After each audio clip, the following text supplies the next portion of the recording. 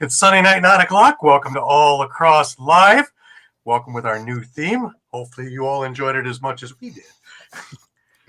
I'm Gary Groob in Toronto. As always, with me is Shawn Slaght over in Moose Jaw. Shawn, how are you? Doing pretty good. Digging out of the snow, but doing pretty good. Oh, there's a four-letter word. Cool, just thinking about that. And over in Connecticut, I got Muffler Mike Kostiuk, and hopefully you're snow-free. Yes. Had a light dusting, but it's already gone. So we had about 2 feet the other day. Oh, jeez. Wow. Yeah. Here in Toronto, it's still nice and dreary and fall-like. For all you fall lovers. Oh, it's so beautiful. Well, the leaves are on the ground, not on the trees anymore, and it's rainy and drizzly and cool and lovely season. But hey, yeah. There we go, folks. There we go. They were thunderous, and I rather enjoyed the celebration on Tuesday as well, because with a CFL team, we're going to have a parade. There's not a parade, an hour late on Tuesday morning. A lot of people had the blue flu. Anyways, before we get rolling, just a reminder to everybody that all of our shows are streamed live across Facebook, Twitter, YouTube, Twitch, and also Instagram Live. Remember to hit the subscribe, follow, and like buttons, and always share. Please enjoy some of our affiliates, like the Pat Bernard Show, the Attacking Third, Steel Steps, soccer and football post-game shows. There's even CFL shows on there, as well as we have some new guys coming on as well. If you missed a show, no worries. You can grab all the podcasts on YouTube. You can catch it on Streampunk's YouTube. You can catch it on All Lacrosse All The Time. You can catch it on the Streampunk Lacrosse, Streamspunk Sports one as well. And remember, you can stay up to date by visiting streampunkentertainment.com for any of the articles from the huge staff of contributors. And if you're looking for ours in particular, it's streampunkent /category/lacrosse.com or .com/category. I'll get it. You know what I mean. Anyways, we got a bit of news off the stop. Just a reminder, next week, we start going off at 8 o'clock Eastern instead of 9 o'clock. We're going to be an hour earlier. That doesn't mean that we're going to cut anything. We might even run longer. Who knows? But for the time being, we're going to go at 8 p.m. Eduardo's here. Eduardo, welcome. Eduardo. We hope you're feeling better. We hope you're up to snuff there. Drop us a line, would you please?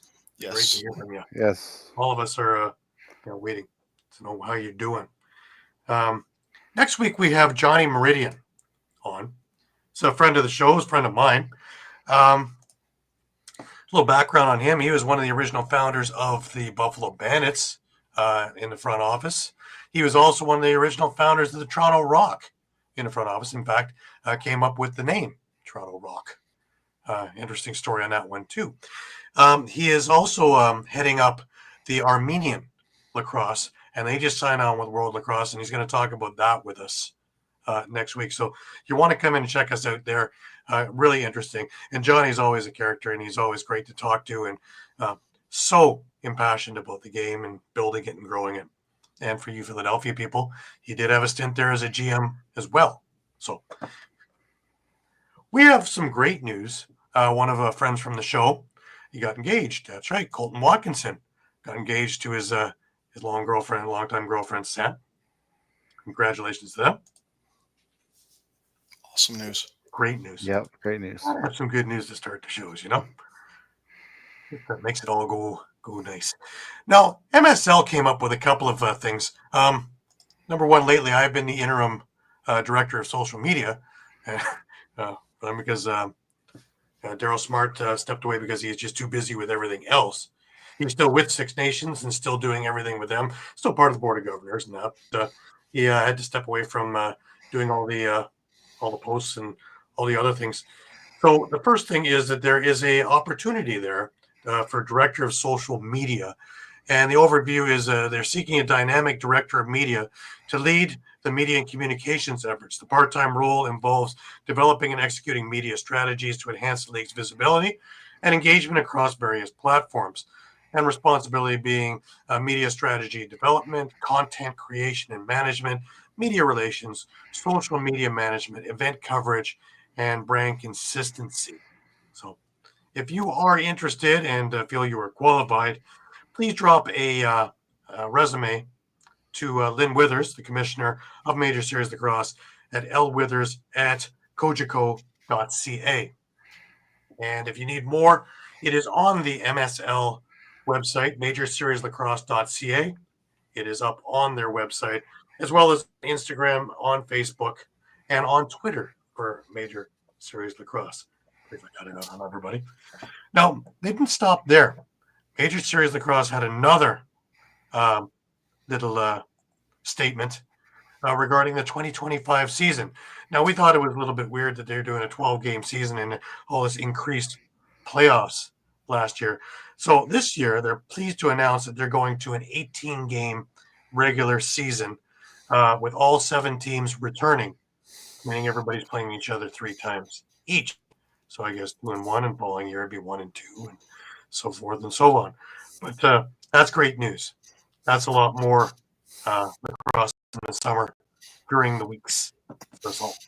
Yeah, it's going to mirror the WLA schedule more or less. Exactly. Yeah. Exactly. Yeah. Makes me a little busier, but that's okay. Now I can do 63 games, as well as 60 some odd games of OSL. So if you need me, I'll be in my car. Just have to know what day of the week is so I know which direction to drive. Right. Right. Exactly. Yeah. Wouldn't want it to be a Wednesday and I'm heading over to Six Nations thinking it's Tuesday when I need to be going east over to Whitby for Brooklyn. Or that day on Thursday when I have to split myself in half, and half of me goes to Peterborough and half of me goes to Brampton. Oh well, little things. Yeah. But anyways, that's great news for everybody involved, and it's going to be a wonderful thing. And there's so much parity, just like there is in the NLL. There's so much parity in the league that anybody can do anything, and these teams on the lower end are getting stronger and stronger because more guys are coming to play box, and there's only so many spots on Six Nations and on Peterborough and on Oakville that everything else is elevating as well, and it really is great to see. And to see 12 months a year of lacrosse, to me that's Oz. That's what keeps me sane in the rest of the world. You can just think golf. Isn't it wonderful? All right, talking about new things, the NLL came out with yet another new thing this week. Now we were talking about the mesh system and all that, and the unboxed. And now this time around, NLL Plus is the new thing. Now, for all you naysayers that we've tried this before and blah blah blah, NLL Plus is the National Lacrosse League's new free. Let me say that again: free. Won't cost you a dime nickel global streaming service, offering fans around the world access to live games, full game replays, highlights, and exclusive content. The service is designed to enhance fan access and engagement with box lacrosse as the league continues to grow its global reach. Now, at the moment, it is not an app. You have to go on to the NLL and sign up for it. You can get it as I have it as an overlay as on my phone, that I can just tap and go in there. So it is easy to do that. If I can do it, you can do it. Trust me. And games that overlap with ESPN or games that overlap with TSN will not be on there because they have rights to the games, but all the other ones will be. So if you don't have the ESPN Plus or TSN Plus, you now have an ability to watch these things and highlights and all the other excess things that are going to go on. And I know that the NLL, with their new media team, is working hard behind the scenes to make sure that there is lots of content. So it will be worth your while to have a look at this stuff. Once again, I was just going to say, like you said, Gary, we've been down this road before. I just hope the quality is a lot better. That was the big issue last time, and I'm sure it is. I don't want to be a naysayer at all. I think this is a really great thing, right? It's a good point, Sean, and I look at it this way. It's like when TSN came up the first time around, and it really wasn't a lot of use to any of us. First off, it was all these apps and all these other things were new to all of us, and we really weren't sure how to operate everything. But we're pretty savvy at it, and this time around, it's been fantastic. And it's been there for everything. right? Just like ESPN. At least this time we're not paying for it too. So right. And the other point of it is that, of course, now with technology being so much more advanced and so much easier, and it's more of our everyday regiment, that we're more savvy with it and can use it to our advantage a lot more. Yeah. Mike, what's your thoughts? I mean, I'm all for it. I think they're maybe taking a page out of the PLL's book and just trying to reach out to more people and just get people to just get their eyes on it. They get their eyes on the game through an app. They have a team nearby. Maybe they're going to want to go see a game in person.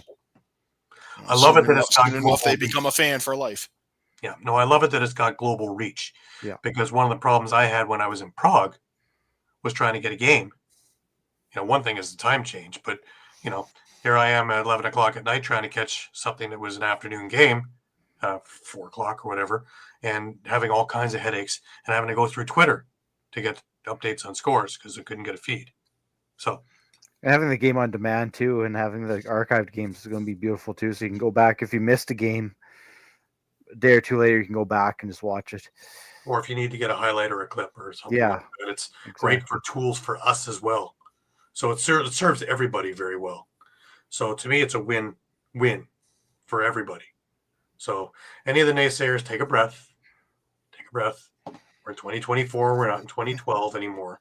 And we're going to be able to use this to our advantage. Yeah. This is extra on top of everything else, which is fantastic. And you'll be able to show it to people who don't know much about the game and just pull out your phone and go, here, it's right here. And let me show you a little bit of it. Let me take 5 minutes of your time. And if you don't like it, well, we'll talk about something else. No, we won't. Well, you want to talk about the Tyson-Jake Paul fight? Sure. and how that went with the stream? And as soon as the bell rang, and I'll go back into lacrosse as soon as cool. It's right here. Yeah. So, a lot more entertaining. Amazing how many times I can go over there. I've gotten depots to take a look at games now. Even organizing group trips. So this is from nobody knowing about it. So it's not that difficult. So a little passion and a little bit of keep going at it, and away we go. Now it's still Indigenous Month. It's still a Native American Heritage Month over in the U.S. We're just winding down. We got a few more days left to go. And remember, every day there's an article going up. I just want to, once again, since we're near the end of the month, show a clip of probably the greatest lacrosse player of all time, in my opinion. And that's Gaylord Powless. So a couple of minute clip. Please enjoy. Gaylord Powless, to me, was the greatest lacrosse player I ever saw play. And I remember just watching him each and every night, idolizing what he brought and how exciting it was as a young kid to watch him play. To me, there was nobody like Gaylord Powless. His opponents remember him as a goal scorer and playmaker of astonishing creativity, vision, and skill. For more than a dozen punishing, glorious years, Gaylord Powless was an unstoppable force in lacrosse. Lacrosse was his life. He lived it and breathed it, and he wanted to talk about it. He is the inspiration to all Indigenous children across North America. He's an example of you can be the best. All the young kids wanted to be like Gaylord Powless. The name he's made for himself and the name he's made for this community, tremendous. Pretty proud of the fellow, right? The legacy that he established. Gaylord Powless had been an angry young man, tormented by the taunting and the crude stereotypes, but discovered the strength not to fight back, to retaliate with goals and skills, and kindness, not hatred. There was a lot of racism back then, eh? There was a lot of name-calling. He went through all that. He took a lot. He did control himself to a great extent where other people would be just, without retaliation. He used to tell us that, he wore knee braces because the players would hack at his knees, and he would have to be careful because they would hack at his fingers. And he would just tell us that, you have to toughen it out, and that's part of the game, and the best ones will be successful. In 2001, Gaylord Powless died of cancer. He was 54. More than a magnificent lacrosse player, he is remembered as a gentle giant with a soft, loving heart. My dad, he was strong. He was kind. He would help anybody he could. He'd do anything for you. I think that I would have to thank him for teaching me the game of lacrosse and allowing me to prosper as I did as a lacrosse player, and teaching me that giving back to the game is as important as playing the game. Gaylord Powless understood that sporting greatness is a gift from the Creator, a gift that can and will be taken away from even the greatest champion if he does not carry humility and compassion in his soul. Miss him every day. I wish he was here to see that his legacy still continues. It continues in my kids, my sister's kids, continues in the community, whether people realize it or not. It's still here, it's alive and well.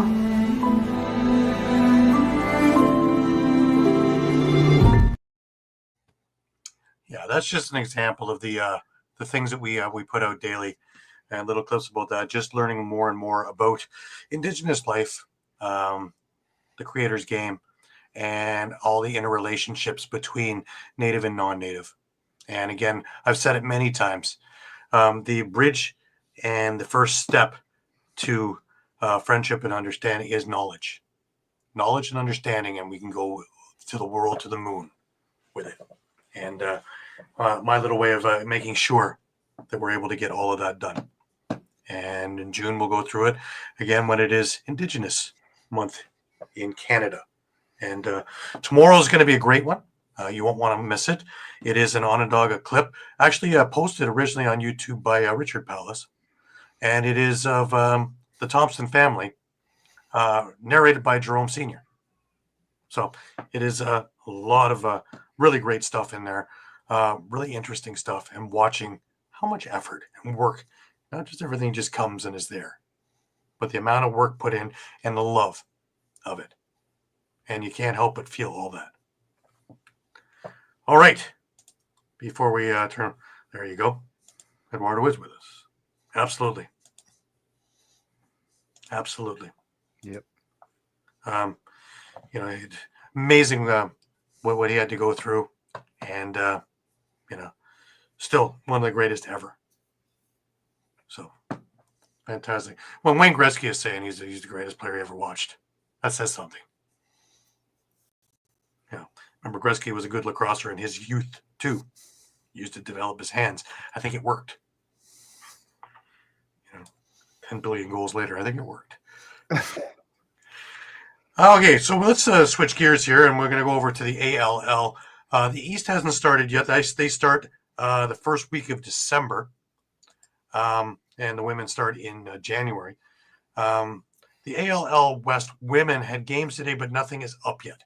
So as we know it, I will have it posted on Lacrosse All the Time on Facebook and have the scores and standings for you. But in the meantime, we had a couple of slobber knockers, if you will, over in the West, over at the Langley Events Center. And the early game was the Eagles versus the Blackfish.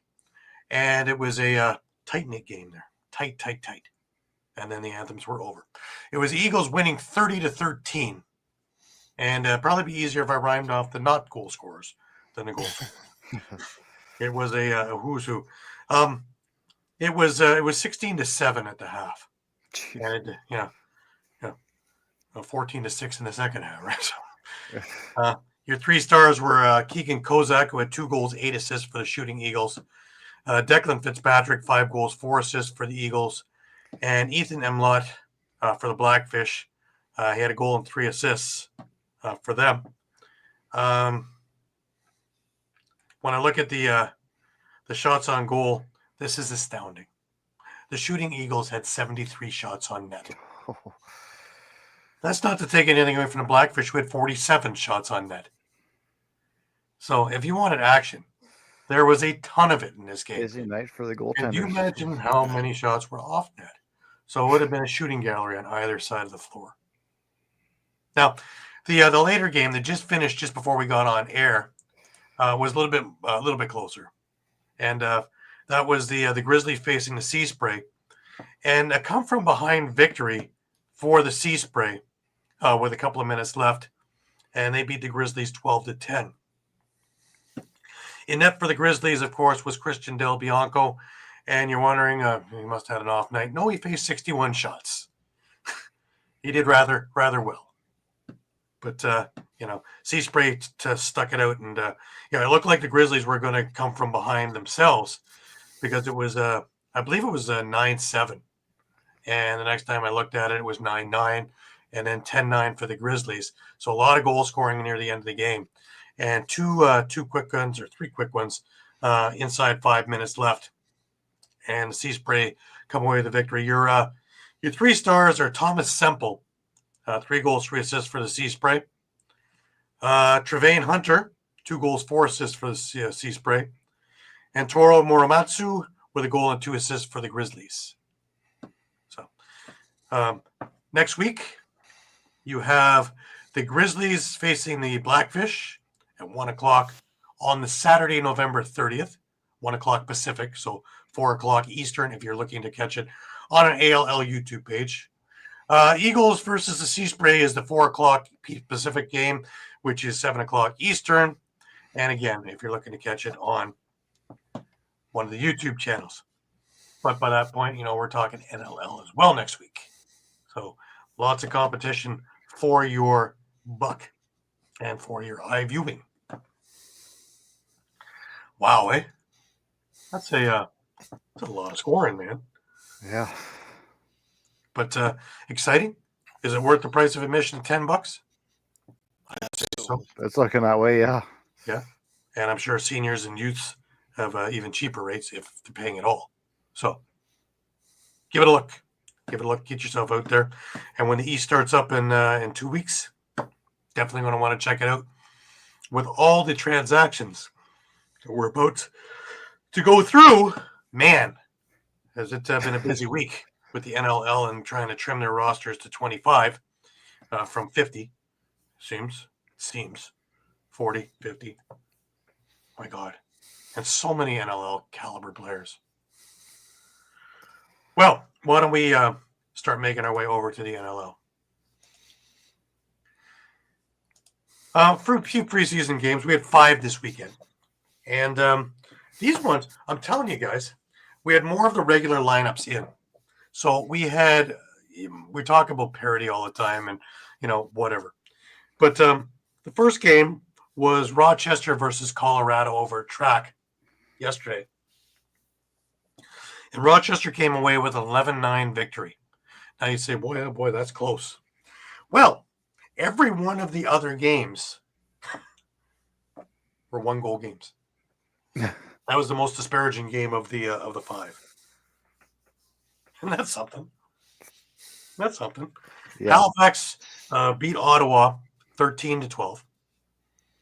And that was on a late goal by Halifax. Georgia beat Buffalo 13-12. And Georgia scored with 3 seconds left to win that one. Calgary beat Vancouver over in Langley 14-13. I believe, if I remember right, the Ottawa Halifax game, that was a shootout. 7 rounds of a shootout. Oh, man. Because they weren't going to play it. Calgary, Vancouver had a shootout too, I believe. Interesting. With Gauthier. Matthew Gauthier scored the winning goal, I think, for Calgary. And you had the Toronto-Philadelphia game yesterday where it looked like Toronto was going to walk away with it. It was 12-5 at one point, 12-6. And Philadelphia rhymed off 5 goals in a row late in the fourth. And it was 12-11. Holden Katoni looked good. Blaze Reardon looked good. Mitch Jones looked good. Looking like a little bit of like a duck out of water was, of course, your number 1 draft pick. He's learning the game, but he will get it, I'm sure. Yeah. Yep. Oh yeah. But at the time being, He's still looking to get it and get the hang of it. In close is always tight for field players. That in tough, non-blueprinted stuff is always a difficult thing. But of note for the Rock, Josh Dalwick had a hat trick. Mark Matthews played his first preseason game. He had 2 goals, 4 assists, doing what Matthews does, finding guys even when they're not open. Chris Boucher had a great game with a couple of goals. It just was the Rock looked pretty good. Nick Rose had another really good 3 3/4 quarters. And then, the defense shut down on him a little bit. But, preseason.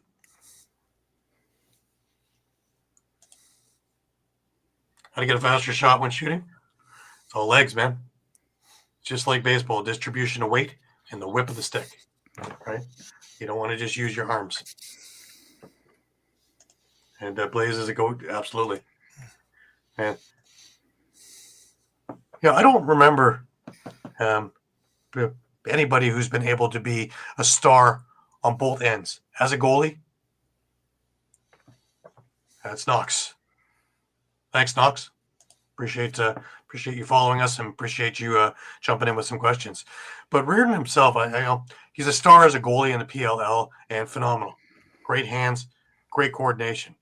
Then the NLL as a forward, he's a stalwart there. Does anybody else come to mind, guys? Mike, it would be that category.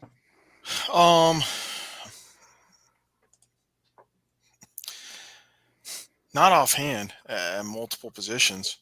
I mean, we certainly see maybe difference in play with guys like Brett Dobson, who's NLL goalie versus PLL goalie.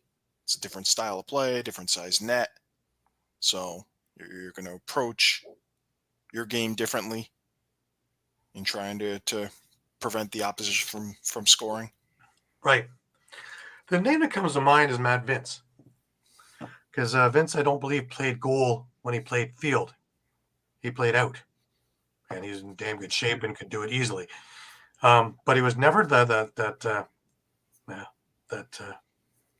offensive power that, Reardon is in the NLL. But his accolades in the net speak for himself. But it also stopped a lot of foolishness happening of trying to, you're going to score in the NLL goalie. But you got guys like Dylan Ward who play spectacular field. Brett Dobson we've talked about. Just fantastic. Are able to do both because 2 different styles of game and wearing an extra 40 pounds of equipment. That was a different idea too. Or being naked without the 40 pounds of equipment while shots are whizzing at you at 120 miles an hour.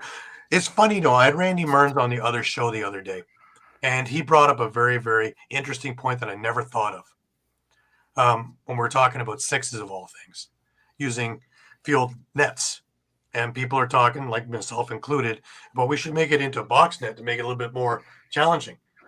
Well, guys are trying to pick corners, not pick goalies in field and in sixes. If they brought it down to a 4x4 net with these guys in there, these guys are going to get hurt because they're going to get peppered, absolutely peppered with shots that are, going to hit them more times than not.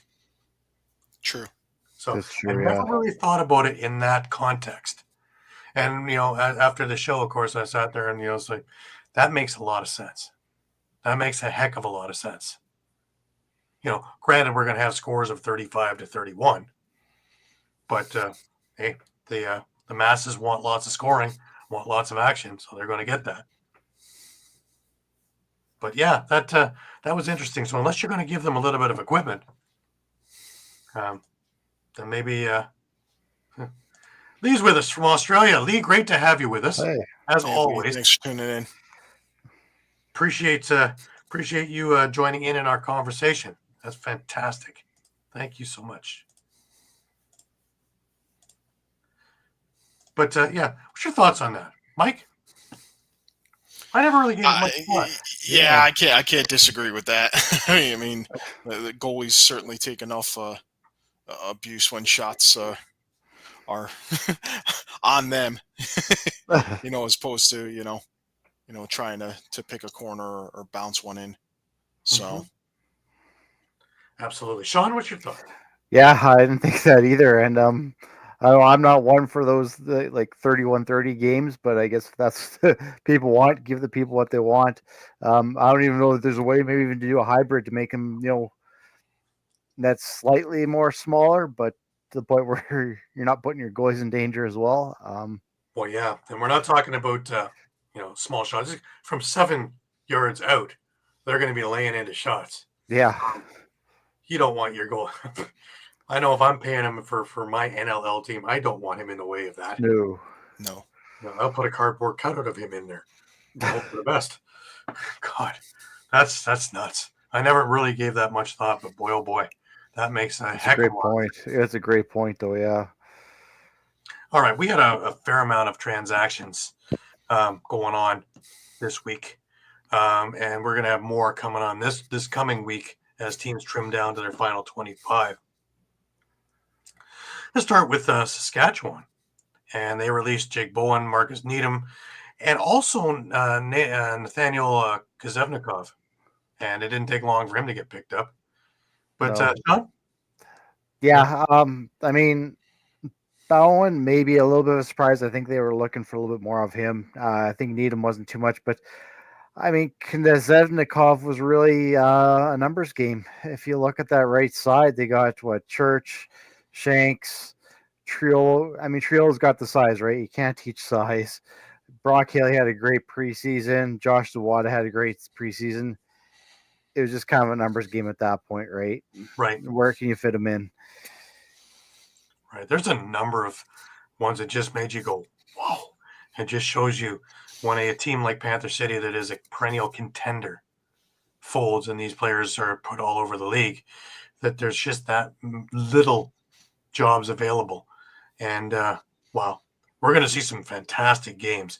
But boy, oh boy, we're going to see fantastic games in the ALL as well. Because, boy, there's some names here. Rochester released Anthony Yoakum from the active roster. They also placed Mitch Ogilvie and Austin Hasten on the physically unable to perform list. We'll see a lot more of that now, sliding and hiding. Yeah. The big one out of Philadelphia, of course, was signing Callum Crawford to a 1-year agreement, and he played yesterday. So he was in the lineup for them, trying to get. There's a lot of the biggest thing with Philadelphia, from what I noticed yesterday, was there's a lot of talent there, but there's a lot of chemistry that needs to be found still. Guys don't really know where everybody is just yet. So those a team like Toronto or a team like Buffalo's played together for a number of years, who have the no-look passes because they know that guy is running there. That may wind up in the corner still, as they're trying to figure out where each other is at most times. Yeah. And that's kind of thing you have to take in consideration too with this Crawford signing, is he really didn't have a training camp with Philadelphia either. Right. So like you said, there's still that chemistry to get used to. He's probably going to be more or less used to the systems with Kletsky, and they're all over there already. But right, it's going to take some time. Right. Ottawa's using their injured reserve list. Of course, and Keeley is on there. Placed Justin Robinson on the injured reserve list from the active roster as well. And they released Mitch Wild, Josh Courier, Liam Osborne, Owen Hill from the active roster. Any eyebrows raised yet? Yeah, a few. Just to go back real quick, Jokum did get signed by Philly. Yes, not long after being released by Rochester, and Wild got signed by Halifax. So I mean, teams are going to be looking. I think the number of transactions is going to be probably double. What we expect tomorrow, because it's not only going to be, teams releasing players to cut down to 25. It's going to be, hey, we're going to sign this guy because we just found out he got released by. Well, that's exactly what I've been saying for rivals. Yeah. So. Well, Georgia placed Caleb Benedict on the active roster, and we're talking about him weeks ago. He was off on injured reserve last year, all year, and since he was drafted. No, So we're going to get a chance to watch him play, which is going to be a treat because he's a hell of a player. Yeah. Not a big guy, but really, really good player.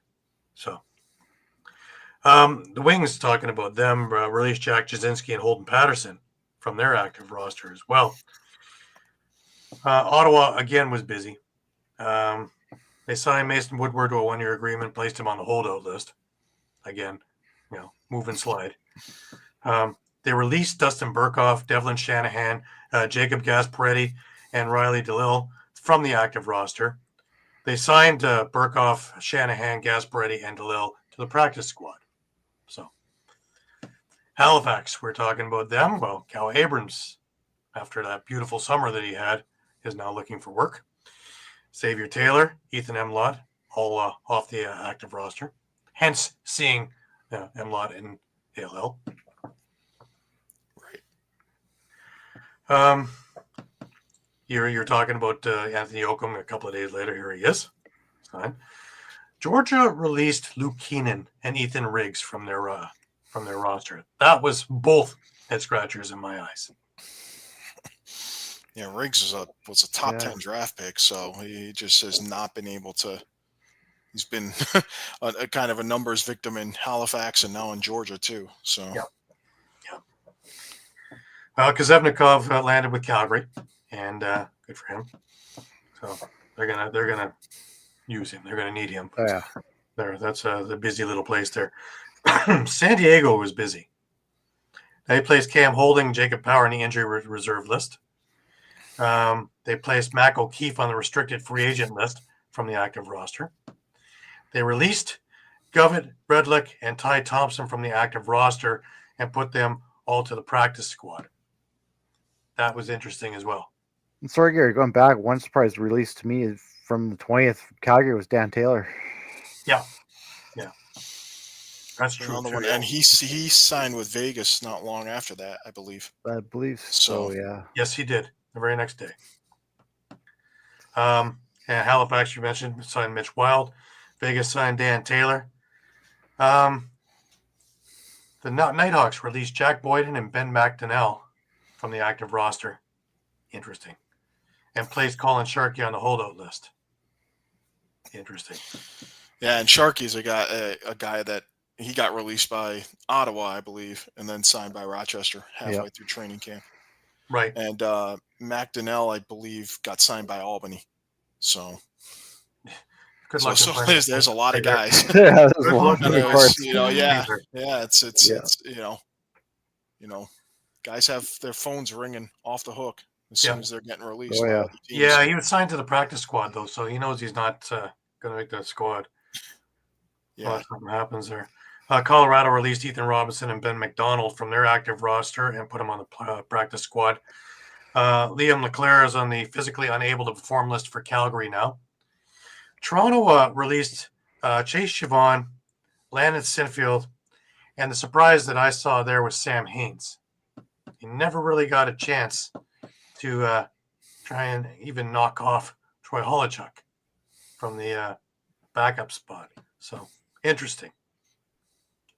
Seals released Ben Stewart from the active run. Jackson Reed was released from Albany. Moving to today, the Nighthawks were busy again. They released Kevin Orleman, Jacob Bizzano, and Tyler Halls from the active roster. They released Austin Hazen from the physically able to perform list, and they signed Orleman, Bizzano, Halls, and Hazen to the practice squad. I didn't expect to see Austin Hazen on the practice squad. No. I didn't expect to see Tyler Halls on the practice squad. Those are all head scratchers. But you look at the depth of the league again. Tell me again that we don't need more teams in the league? Right. Let me get on with the Halifax, and they released Ashton Brown and Curtis Romanchich from the active roster and put them on the practice squad.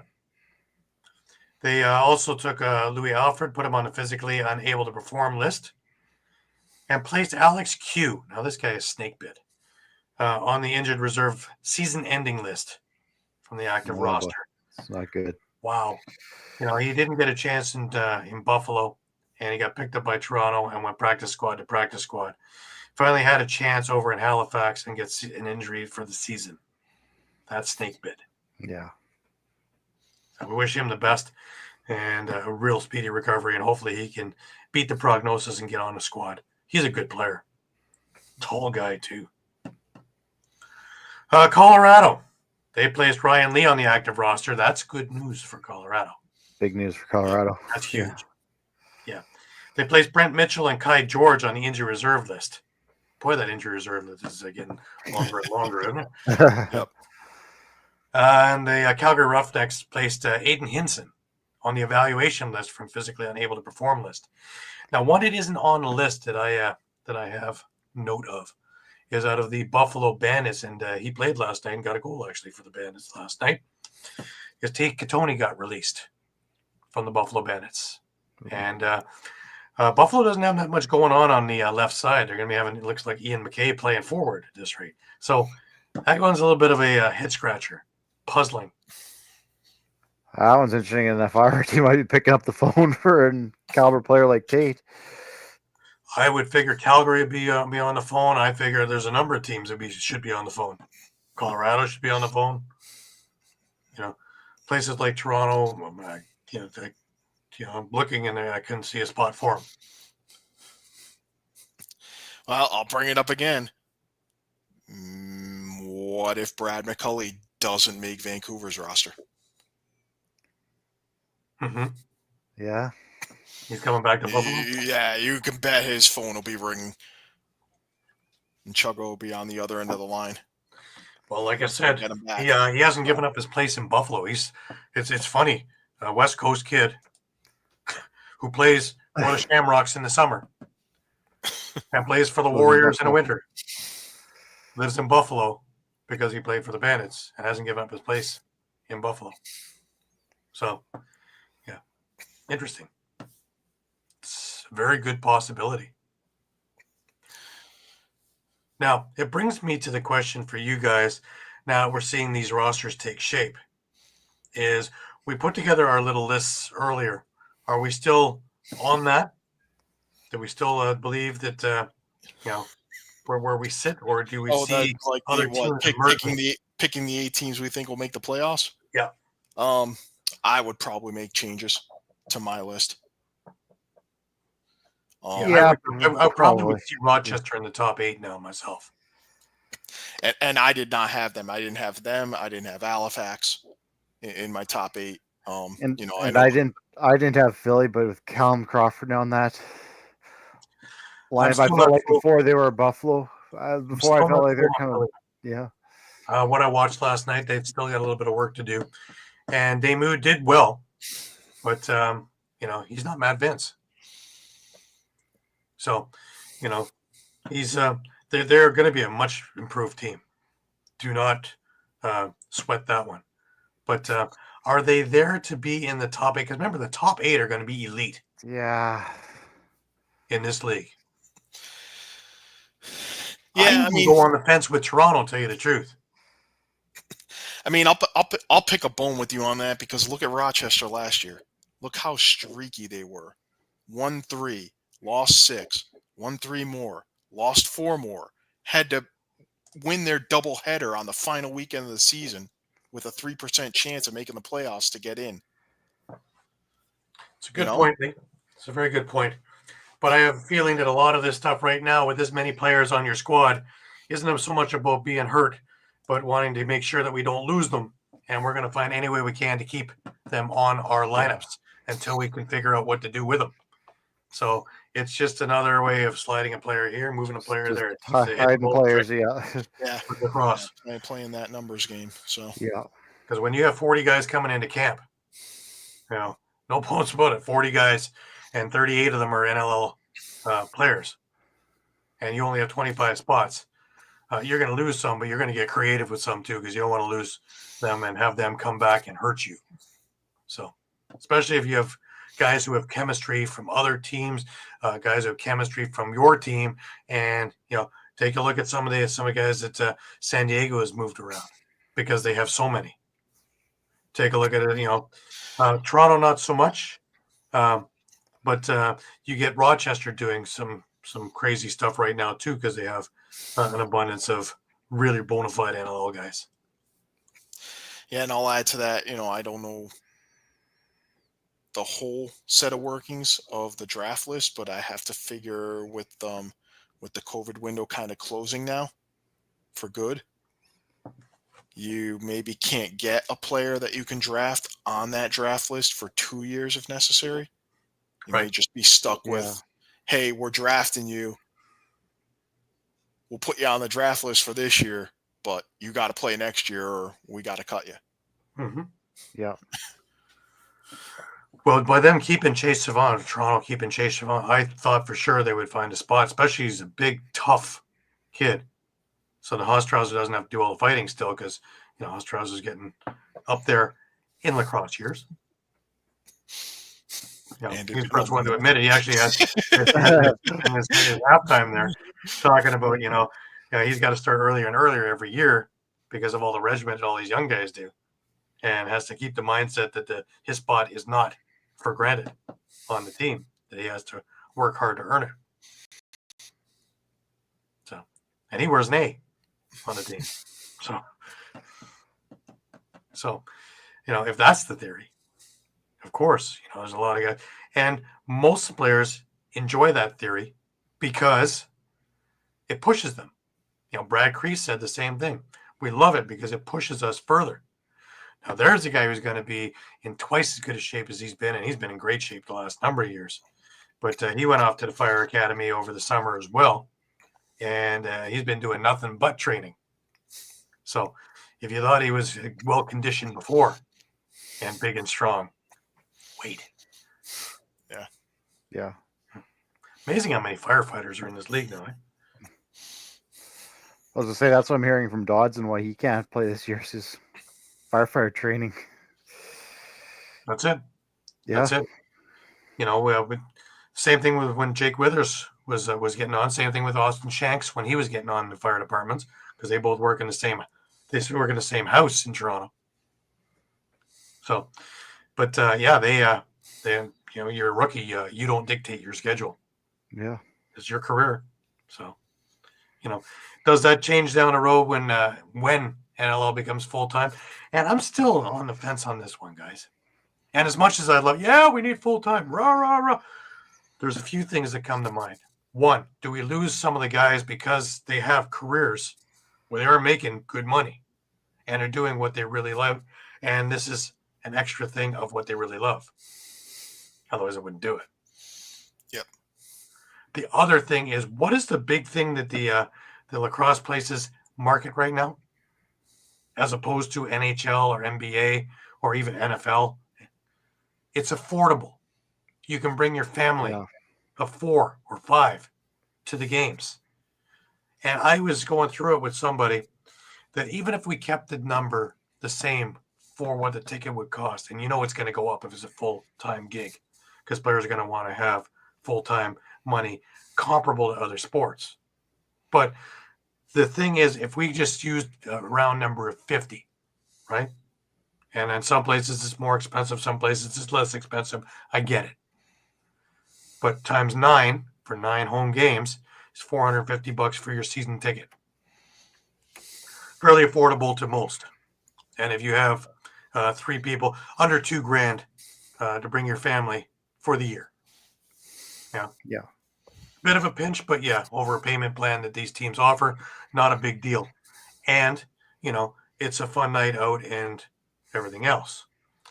Now you have 40 games instead of 9 games. Now that $50 ticket is worth a couple of grand each. Do you have $10,000 that you want to spend on that team? Or are you only going to get 1 ticket? Or are you going to not get any tickets and go occasionally here and there? Do you lose your fan base of season ticket holders because you're full-time? I think that's a great point, Gary, and I think it's very comparable to the CFL, actually. I don't think you're going to guys see multi-millionaire players. Ticket prices are likely going to get up there a little bit. Like I think what CFL season tickets are, I don't even know what they're running at now, but they're probably around $1,000, a couple of grand. Yeah, depending where you are. Yeah, pretty much. I mean, Saskatchewan, you pretty much have to inherit your season tickets, but I think it'd be comparable to something like that, where I mean, you're not going to be looking at a couple $100 a game for one ticket, but it's still going to cost you more. And yeah, that's exactly my fear too. Are we just going to price ourselves out if they go full time? And I'll add to that with full time. Are we looking at games on weeknights now, where it might be more difficult for someone to even, just a single person, never mind a family, to get out to a game? Well, I guess, sorry, to make another point too, is the TV deal. Again, going back to the CFL comparison, they have a good TV deal with TSN. They're going to have just as good of a deal to have that TV revenue coming in. They've got a good one now, but I don't think it's to the point of what they would need if they want full-time salaries for the players. Right. Interesting. It sits there at me, and it's like, are we able to be that secure that we can do this and not worry about our fan bases? Because some teams great, some teams not so great. But do we take in consideration field though too? Because we do see guys that are technically full time because they're playing indoor for X amount of months, then they go over to the PL for X amount of months. They are playing year round as full time players. Right. Interesting as well. What does the PLL have some say in that as well? Or does it kill them? And with that, not everyone's a field. Some guys are just strictly boxing, guys are just strictly field, right? Like, I was going to say, they have a say, and unfortunately, there are folks out there who don't necessarily agree with what the PLL is saying, because the PLL isn't doing a whole heck of a lot to promote box. Box is certainly trying to reach out and promote field. Mm-hmm. So there's that wrinkle that I mean, I guess it needs to be worked out, but right.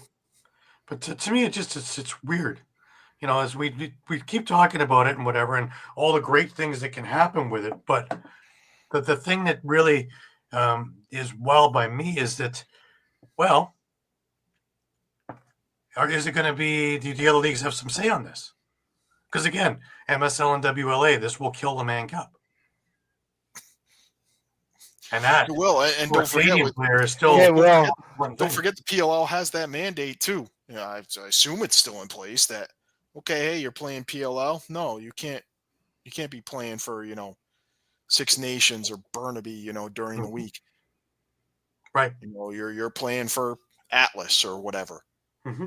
And you're going to play your one or possibly two games, on the weekends, and you're going to be around every weekend wherever we're traveling, and that's that. Right. So kind of another way they're kind of shutting themselves off from box, which, I understand the business reasons behind it. I don't understand what I perceive to be a lack of vision, as far as I'm looking at it as maybe this vision of full-time lacrosse needs to shift from, like Gary's suggesting, maybe it needs to shift from full-time box to full-time lacrosse, where you're playing box, you're playing box in the winter, and then you're either playing box in the summer or you're playing field in the summer. But you're going to be playing in multiple leagues in order to be full-time. And you already have that started. Yeah, I mean, it's already in place. Some make more than others. It's already in place, and it allows for affordability for all the fans. Maybe not so much accessibility, because, with the PLL kind of jumping around from city to city, doing the troop model, and I'll go on record. I fully support the troop model. I like what they're doing with that. Right. Yeah. And I had no issue necessarily with the homecoming format that they implemented this past summer, where the homecoming team played 2 games. I thought, hey, no issue there, but I guess we also have to take into account the possibility of more expansion in the PLL as well. Right. Yeah. And maybe they do away with that homecoming idea, because if they add a 9th team, hey, maybe they're going to go back to kind of, hey, we're going to have 4 games on the weekend. One team's going to have a bye now. Right. Interesting.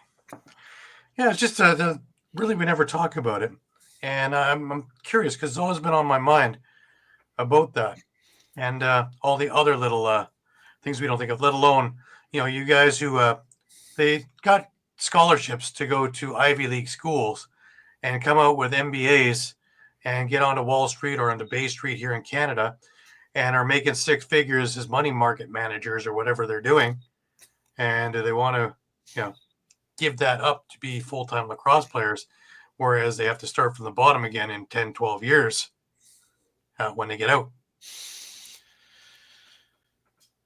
Yeah, I mean, it's a tricky thing. I mean, look at Max Adler. Mm-hmm. He's not playing lacrosse anymore because he had, his full-time gig was more profitable for him. Right. Yeah. With less risk of injury. That's a big thing too. So. Yeah. But just a thought. Because, it's all fine and good to say, yeah, I'd like to go and see this. Also, every time I've seen the NLL go on a Monday night or on a Thursday night or a Friday afternoon or something silly, I see very empty arenas. It's not the NHL or the NBA where they can have a Tuesday night game and be packed. It's just not at that stage. Maybe it will at some point, but it's not at that stage now. Even when I'm thinking about, the NLL is where the NHL was in the mid 70s to the late 70s before the explosion. Well, in that regard, maybe not, because going to games as a young guy, and you went to a Wednesday night game for the Leafs, and the place was packed, and this was before the explosion. So, is it is it at the same realm? Could it handle mid-season game or midweek games? Yeah. And I kind of want to go back to a point Mike made when you're talking about PLL, especially with their relationship with Box and how they pretty much ignore the Box game, and saying he understands the business model, and I do too. But at the same point, is that the best thing for the game itself? Mm-hmm. You're not really growing the game if you pretend that the other half doesn't even exist. Well, that's been the problem right from the word go. Yeah. And it goes back to what we've been talking about over and over again. We need both to coexist in a working relationship in order for this to work, and I think that includes full-time players. Right.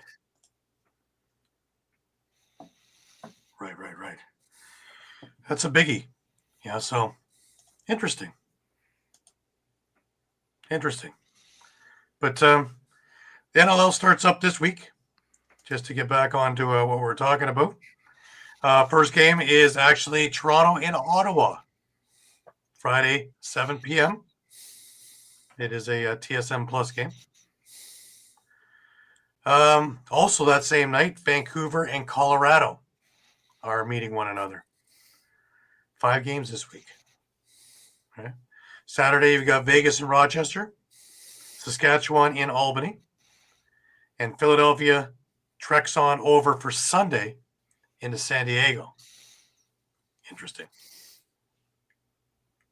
And that is a 6 p.m. Eastern game. So a 3 p.m. game in San Diego on a Sunday. Let's take a look and see what the crowds are like there. Yeah. Because they weren't overwhelmingly busy when I was there in March. Decent crowd. getting to be knowledgeable crowd, but not humongous crowd. Sunday afternoon is an odd time, especially going up against the NFL. Yeah. To me, that doesn't Sure, make but there's no franchise there, so I'm sure they. Yeah, they're not going to want to look at any other LA team that's there, right?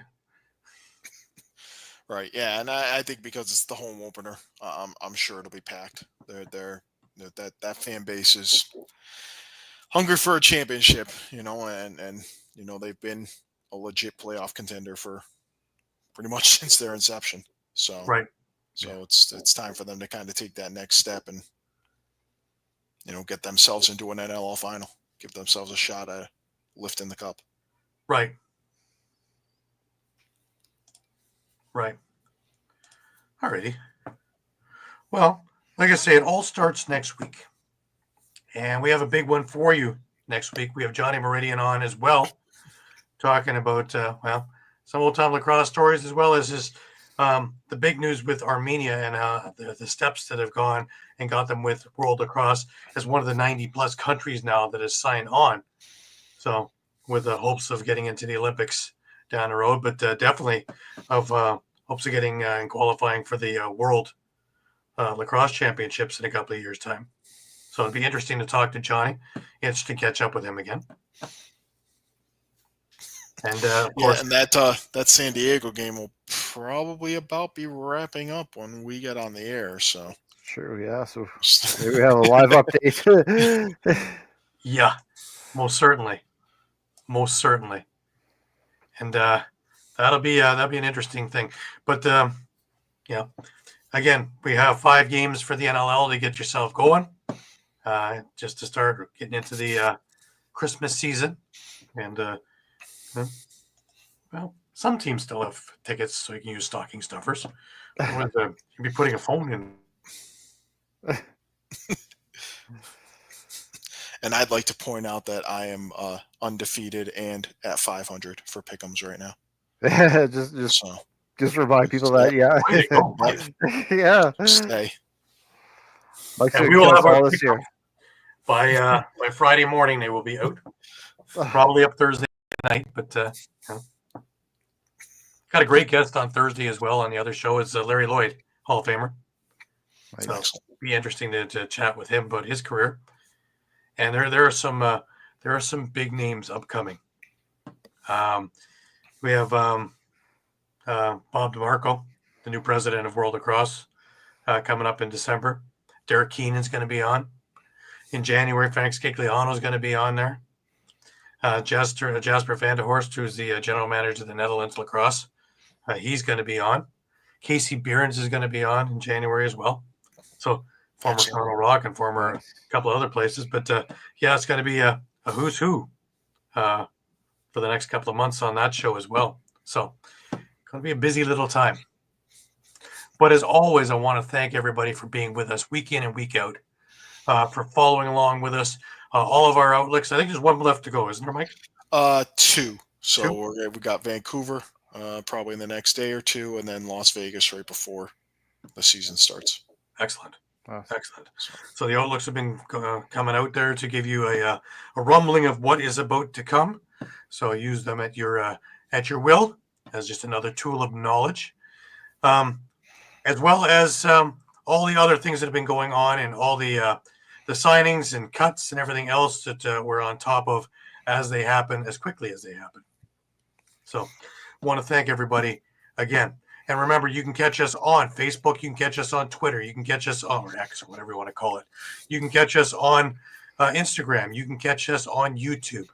And there's going to be a lot more going on everything, as well as on streampunkentertainment.com/category/lacrosse. And you can check us out there as well for any and all of the articles, or just go on to streampunkentertainment.com for all the other great content that is on there from so many guys that are doing such a great job. All right, that brings us to our final word. Shawn, final word to you.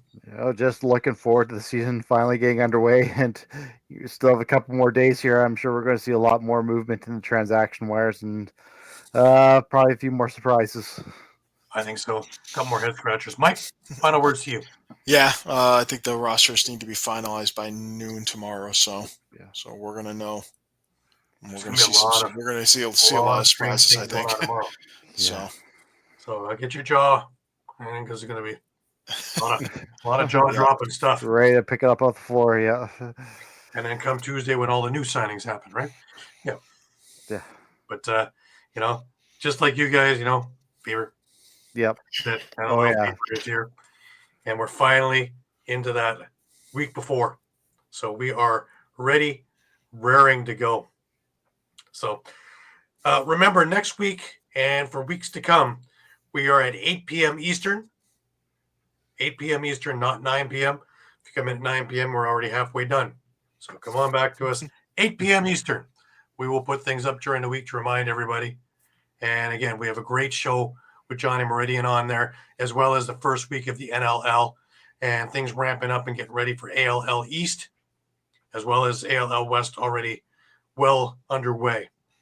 So remember to keep your sticks high, keep your spirits higher.